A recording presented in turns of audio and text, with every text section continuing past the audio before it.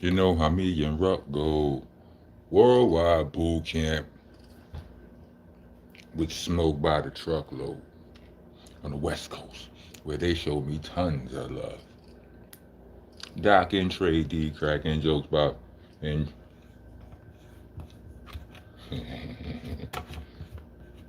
bugging on this whack rat ish with coast. Bugging on this whack rat ish from coast to coast. Why not the real from both sides? Link and go for broke.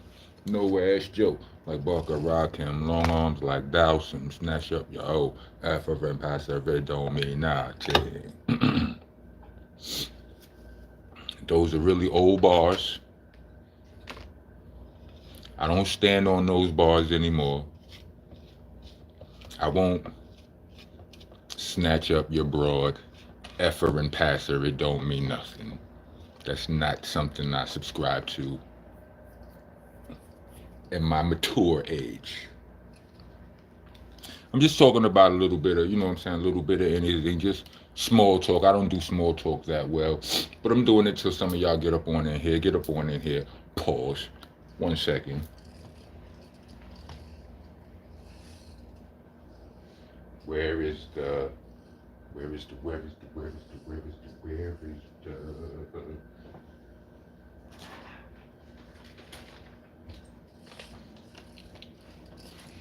I'm back. Just making sure y'all ain't murder mooking me while I ain't paying no attention. Seeing with my, if you know, you know. What up, y'all? What it look like? Appreciate you, C. Delane. And it is not BBC. Pause. That, my friend, is X-rated. BCC, to whom it may concern. What up, y'all? So, I want to talk about the whole Stephen A. Smith. Stephen A. Smith, Monica Mcnutt. Pause. I say this with love. Listen, just because you're a woman don't mean you don't get no pause too. Pause. Shanae, I hate that I can't say her name right. Hold on a second. Shanae Aguma, the pretty dark skinned chick, the young, the one that's in the NBA. I hate to. They all young, so I hate to look at them in that way. They beautiful women and all of that, but you know, at my mature age, I don't, you know, I don't play down in the 20s and all of that.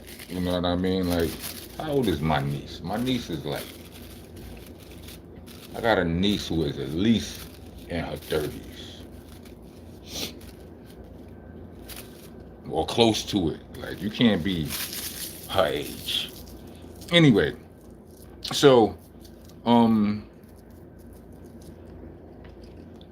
Monica Mcnutt and Stephen A. I watched a lot of content. I didn't want to just jump on, you know, I didn't want to just jump out the window and make a blog because I'm not that informed on the WNBA and, you know, and their whole journey. So I watched a lot of content today, some yesterday, just to get you know, to get a little bit of background knowledge of what was going on. You know what I mean? All of the ins and outs and all of the nuances. So what it seems like happened was Caitlin Clark, she's a rookie in the WNBA, and she's getting roughed up a little bit. Well, she got roughed up some. And I don't know if it's a continuous thing, but what I'm seeing is a lot of people, a lot of the content creators, a lot of the news outlets, they're referencing one incident specifically where she got, you know, hip checked or shoulder bumped or whatever. She got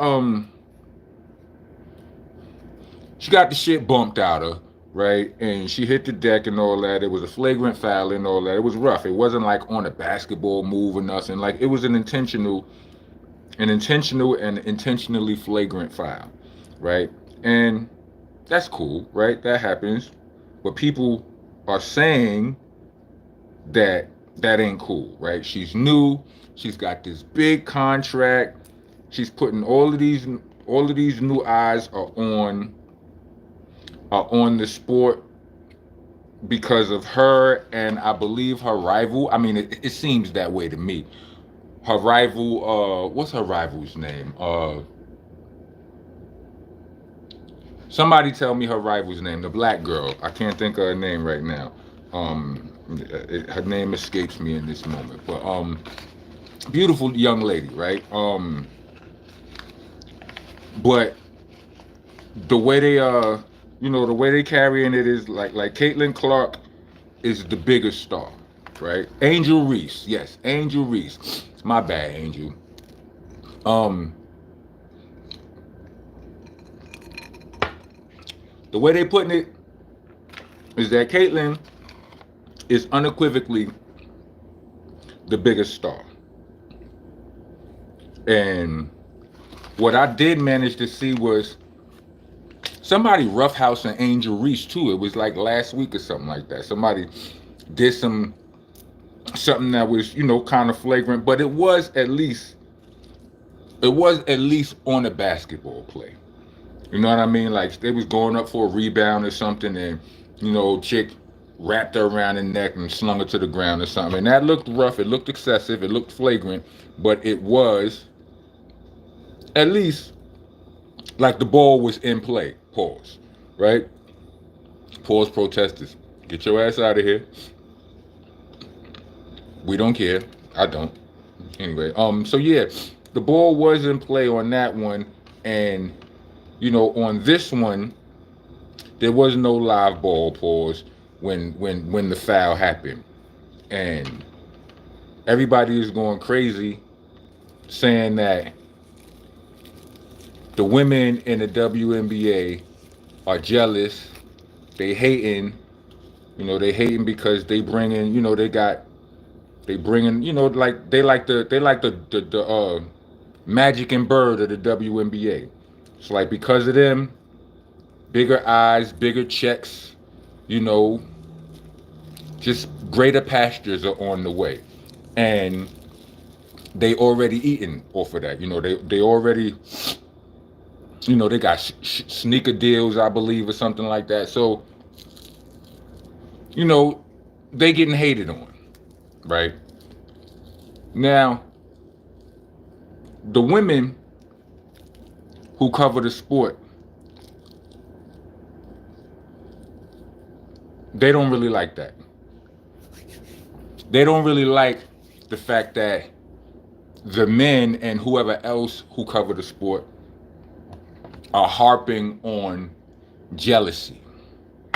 Like the word jealousy is an inflammatory word. You can't call nobody jealous. You understand what I'm saying? And it not be a problem. I get that, but I don't necessarily agree with that because in all reality, we all feel some jealousies at sometimes. People will be like, most people will be like, nah, no, they don't. And I ain't jealous of no nigga, whatever. Yeah, not outwardly. You understand what I'm saying? And maybe I am wrong for saying we all feel jealousy at some point. Maybe that's not true. But it's a natural thing. It ain't nothing to be ashamed of. Me, my brother Sean Price, and my brother Starang Wonder, we used to have a saying called "embrace your hate," right? And we don't mean actual hatred. You understand? Salute to Stephen James with the super thanks. We don't when we say hate, you know, we don't hatred and hating is two different things, right? But you know, sometimes we'll use the term interchangeably. We're not talking about genuine hate. We talking about jealousy when we say hating or when we said the phrase "embrace your hatred" or "embrace your hate." Among the three of us, we used to have that phrase, and we used to have that phrase was reserved for when one of us bust out. Pause. When one of us stepped out with something super duper fly on, you had a pair, a pair of Jordans, a pair of Timbs, a pair of somethings, a shirt, hat, whatever, chick, car, whatever we had that was fly in that day, and we would look at each other and we were like, you really, you really think you styling right now.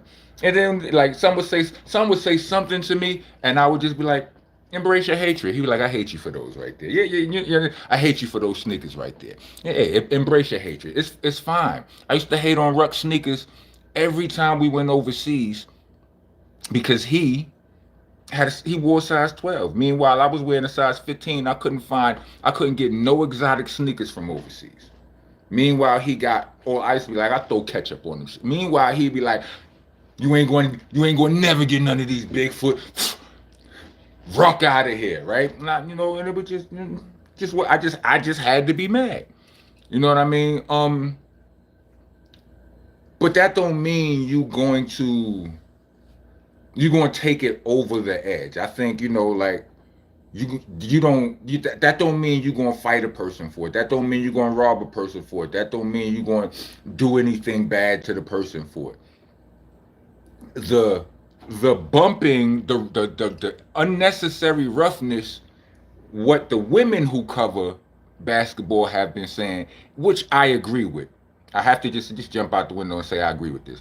They say that anytime a rookie come around the big dogs, they gonna rough them up. It just is what it is. You run up in here thinking you can do what we do when you new. We gonna rough you up as the big dogs. New York did it. New York hip hop did it to the rest of the world's hip hop. You understand what I'm saying? Like, New York is the big dogs when it came to hip hop. So we hated on everything else at first because you came in, you came in, you getting all this money, you came in, you ain't doing it the way we did it. You understand what I'm saying? So on and so forth. Pause wherever applicable, right? But the point is, and that's not, like I said, not to say that it was right, but it was just the thing. It was just the natural order of things. Like, big brother always give little brother noogies until little brother, you understand what I'm saying, get up and is able to stand on his own too. You understand what I'm saying? And that just is what it is. It always has been. So I agree with that. Monica Mcnutt was saying just that. Like, if you that dude, and some new rookie just shows up, he got this big check, he's supposed to be the golden boy, and he lining up on the other side, and you gotta guard him or whatever, what you gonna do to him? You gonna try to take his heart out. I can agree to that. You know what I'm saying? I think about when Blake Griffin came into the NBA. People was calling Blake Griffin soft. He had all these dunks, but the OGs was kind of trying to bully him. And I could remember many commentators on some, Blake gonna have to stand up for himself at some point. I seen it. I heard it. When Lonzo Ball came into the game. Y'all remember when Lonzo Ball was the first of the Ball brothers to come in the game? Pause. And maybe it was because of all of the, I'm pretty sure it was because of all of the attention that his pops had on him. Had him looking all golden boyish. His rookie season, they was on his neck. Like, they was on him because of what his pop said. Pause. Real talk. Real talk. They call LeBron soft at some point. They still call LeBron soft.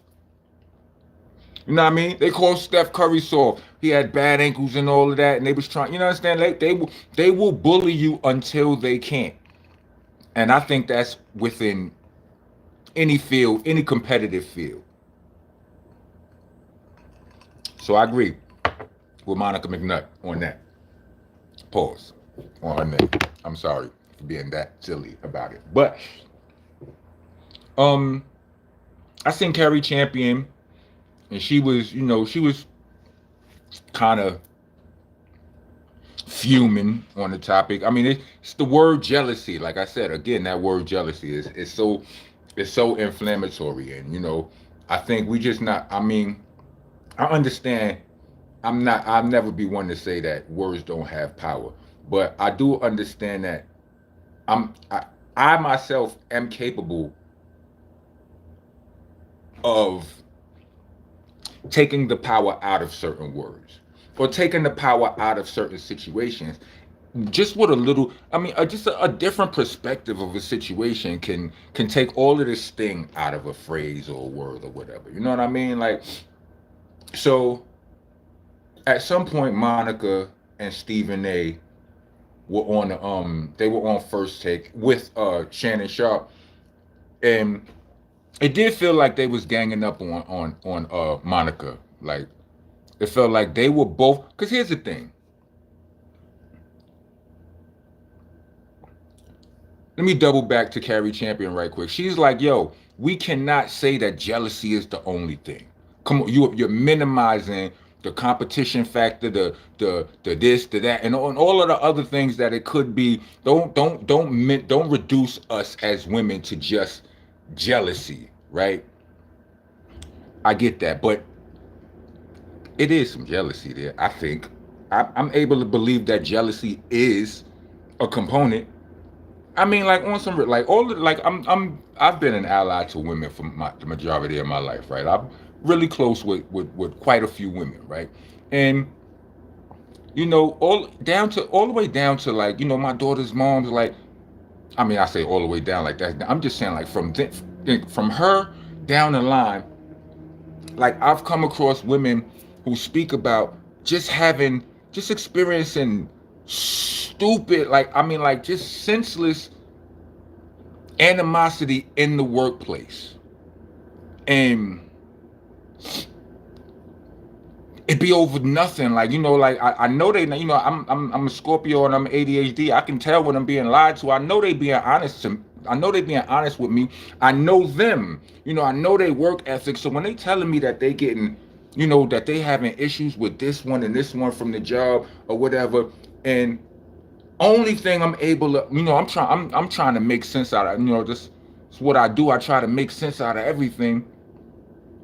I know it's just some hating shit. At the end, when I look at all of the factors, I'm like, that's all it could be. You prettier than them. We'll go through all of the technical. I ask certain questions like, how do you handle this, or what is this, or do they do this to anybody else, or the blah blah blah blah blah. And then I get to the questions, well, how does the job work? What is the job description? All of these things, and then I go, how do they look? And then they'll tell me how these coworkers look and these supervisors look, and they are usually less than what we deem to be attractive, most of us, right? And the hate come in, but don't nobody want to admit it's hate. And I've been through this. I've had this identical conversation with my daughter's mom, with my ex before her, with my ex before her, and my ex before her, with my homegirl, with my sis. Like this identical conversation. Now either I attract a bunch of lying chicks, or a bunch of chicks who don't know how to read the room or whatever, or it's something to their story. I don't think they all lying. You understand what I'm saying? So I'm just saying, hate ain't that far-fetched. You know what I mean? You listen to all of the old NBA niggas, they be a little, a lot of these niggas be feeling some, they might not, I mean, they've retired already, you know what I'm saying? But they be like, boy, if I could get one, we was getting this much, they getting this much now. They feel some type of way about that. They not going to take it they not going to go crazy, but if they was in between the lines, like Patrick Beverly did Lonzo Ball filthy the first time they played. I seen on Gilbert Arenas on Gil's Arena when Patrick Beverly was on there. He straight told Brandon Jennings, they had a little debate, a little moment where they debate. They went at each other where Pat Bev was like, listen, I knew who you was. I took it personally upon me to make sure you wasn't him that night. That's what they do. So with that, I agree with Monica McNutt. I agree with what anybody who takes the position, the standpoint that, her and that standpoint that she was taking. It's just you gonna give them the business when they knew. You're not gonna let them come in here and gain no confidence, thinking, you understand what I'm saying? Come in here styling and profiling, and not in my house, not in my house. Right? So I agree with them on that. Now, in regards to, I don't know, because I think Monica hurt Stephen A. feelings when she told him, when he was like, he was kind of styling on her. I think he was, whatever it was he was saying, whatever it was that made her say, he was like, yo, I gave y'all this platform basically to help promote y'all league. And she was like, yo, you could have did this 3 years ago. You didn't. That felt like, to some people that felt like a low blow. I don't think so. I just feel like it just is what it is. Like, you know what I mean? I also feel like Stephen A. couldn't have. It ain't that simple. Like, he still has people to answer to. He couldn't. It's in his realm. He works for his. He got bosses to answer to, and they like, yo, you gonna talk about LeBron? You gonna talk about Steph Curry? You gonna talk about this, that, and this? And the WNBA ain't making no money like that. You know what I'm saying? It ain't. So you ain't talking about all that. And he got to answer. He has to. He got to comply. He now that he's got his independent platform and things of that nature, he can do different. You know what I mean? Another opinion, people say that the WNBA wasn't making. I've heard this from a few avenues. A few different places. I watched Cam and May's show, and who they one of their guest analysts on there, I forget his name. I watched that too. It's talking about how a lot of people like one of the reasons, and this is something I probably said, but not in the same words. A lot of people hadn't bought into the WNBA because they haven't bought into the image of the women playing. It's like it's not what we deem normally attractive. Like when it comes to women, and anytime women are on TV, it's it's jazzed up, it's prettied up, it's this, that, and the third. And I used for a long time, I used to have this joke going in my mind. It wasn't even, it was a joke, but I was serious. I'm like, you want the WNBA to blow up, put them in tighter shorts, right? I can't even like I feel like I'm too old to even have that opinion right now. I can't stand, because they be young. You understand what I'm saying? They beautiful, but they young, and I can't. You understand what I'm saying? I'm looking in the chat. I'm hearing y'all. I'm just trying not to get sidetracked because I got ADHD and I will forget my whole thought. Rock is spelled ROCK. Don't leave off unless you a Crip. Don't leave off my K. A K is 1,000, and I want all my thousands. Give me all my Ks. But as I was saying, like,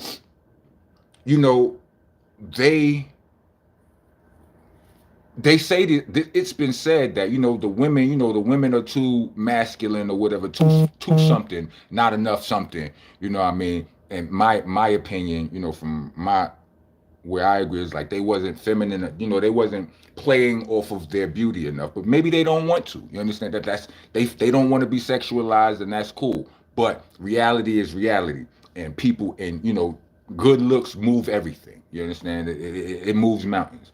Just like I heard Mace was saying some things that I didn't like. Mace was saying, he was speaking about how, because It was Angel Reese was like, I'm part of the reason, the W is blowing up too. And I agree with her because when I learned about Caitlin Clark, I learned about Angel Reese at the same time. And I'm always betting on black. So I was watching her more. Right. So, I wouldn't have I don't watch the I don't watch college sports that much, right? But I did know about, goodness gracious, this Rockness monster is terrible. Rockness and this monster with an A. So I was watching I'm watching their rivalry because it's a rivalry. You know what I'm saying? It was getting wild spicy.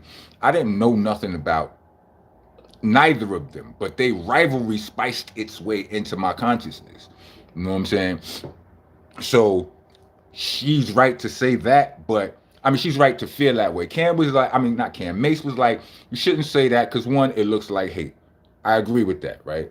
That's an unfortunate fact, right? But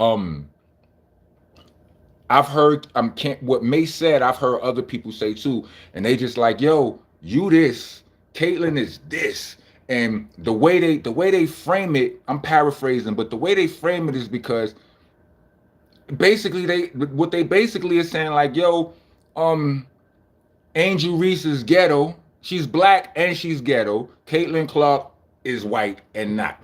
And like I said, Mace has a very good point. It's true, but I do not like it. It's an unfortunate fact. I don't like it. Why? Like because why we always being Mace was like, yo, if you're gonna, and he was using nigga with the hard R on it, hard ER on it, and he was like, yo, you basically want to do nigga ish, you know what I mean, N word ish, that's going, then yes, your glass ceiling is only this high. You know what I mean? You want to do tattoos and this and that and that. But if you want to basically be not that, but you want to white yourself up, then your ceiling is this high. You understand? I'm paraphrasing. These aren't Mace's exact words.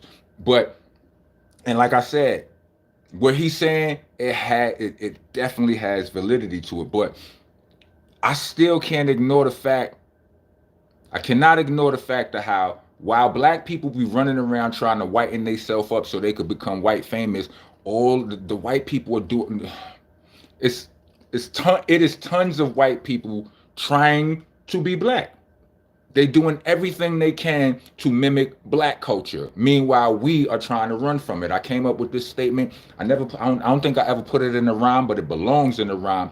They shame our shit until we shame our shit, and then they go back and they claim our shit. And that's just what it do. And we fall for it every time. We like, this we just rise up off our blackness. Like, nah, we don't want this.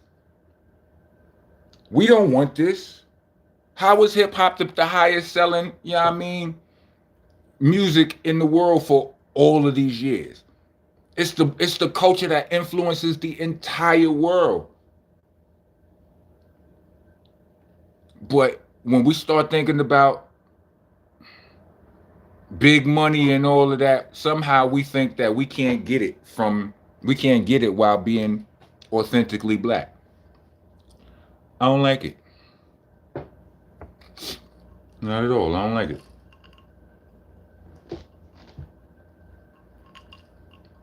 What say you?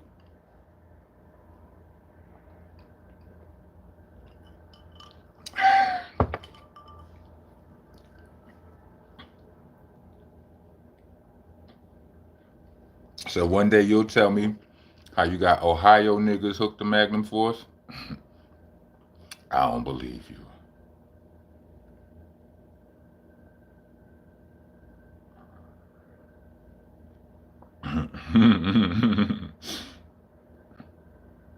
Now, who dropped the bid? Tyrell said the world ain't give no F's when Ron dropped the bid. Who Ron? I'm lost. Yo, like, comment, subscribe. I don't know. I need a mediator. You understand what I'm saying?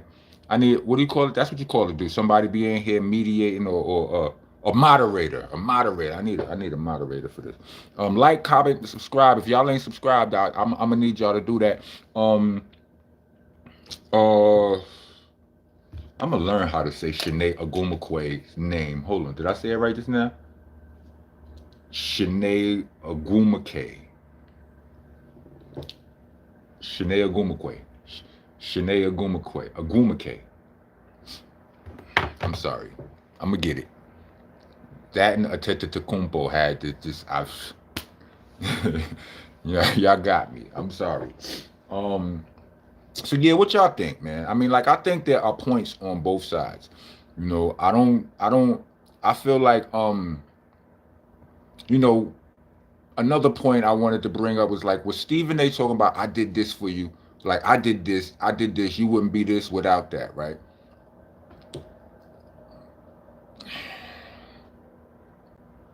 I think that's, you know, you got people, one of people's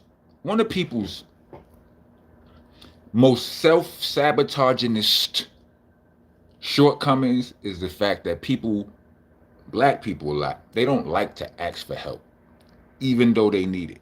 They'll break their own back, do whatever they need to do so they ain't got to ask for help. And one of the main reasons they don't want to ask for help is because they don't want somebody to be able to say,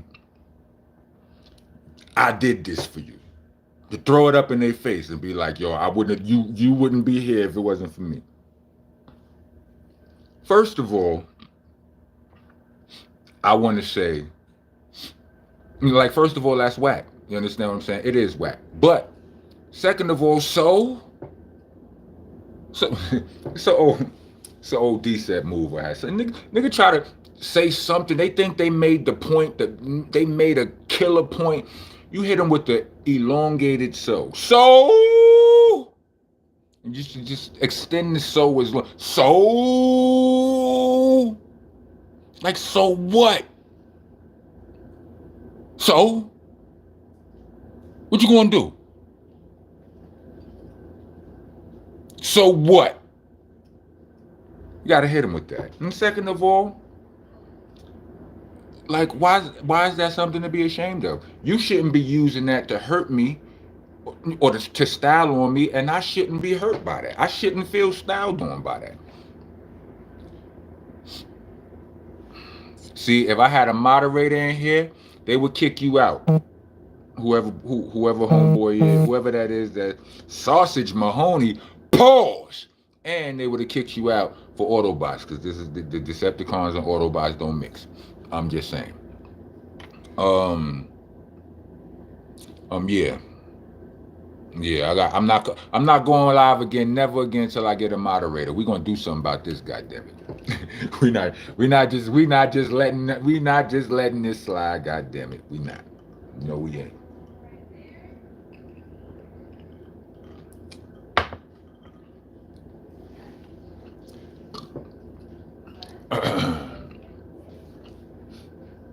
R.I.P. Rumble, Hail Meg, Hail the Fallen, Hail the Risen. But yeah, what say y'all? Have I said? I think I might have said everything I wanted to say. You know what I mean? Salute to all parties involved.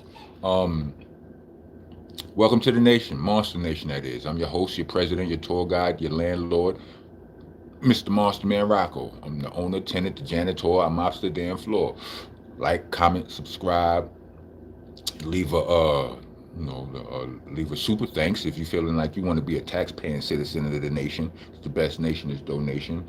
And above all, rock on. If you made it to the end of this, Baby Grizz, it is not BBC, that is Big Black Porsche. It is BCC. Made it to the end of this video, 4 basketballs. We out. Rock on, rock, gone.